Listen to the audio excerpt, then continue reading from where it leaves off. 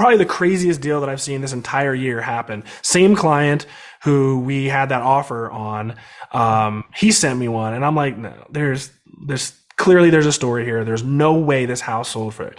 So this house in Summerlin South, awesome modern home, 3,500 square feet. The last one sold for 1.845, so almost 1.9 million. Let's just say 1.8.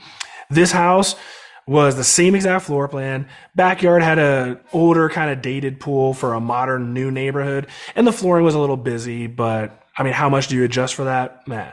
Well, it turns out the agent, I called because I'm like, there's no way. There's no way this house sold. The house sold for $1.1 million, and there's no way. Wow. There's like no way, no way. Contacted the guy.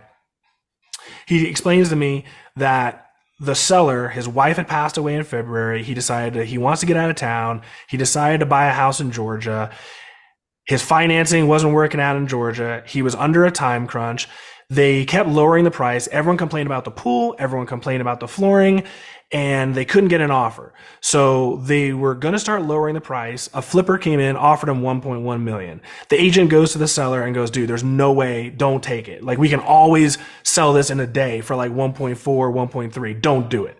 Finally, the seller breaks and says, just take the deal. They take the deal. The flipper gets a little greedy and goes, we don't think it's really worth 1.1, trying to nickel and dime, just pennies off. Finally, they nix the deal. They still don't have any showings.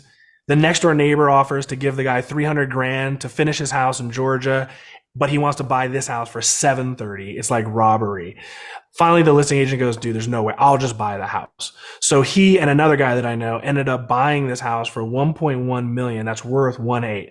They're in the middle of demoing it, and they already basically have it under contract for 1.5 once the pool is done.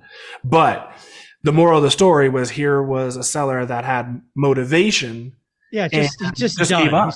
Yeah. Done. And I have found those. You saw my creative offers. We worked on these. Yeah, I take lots of shots.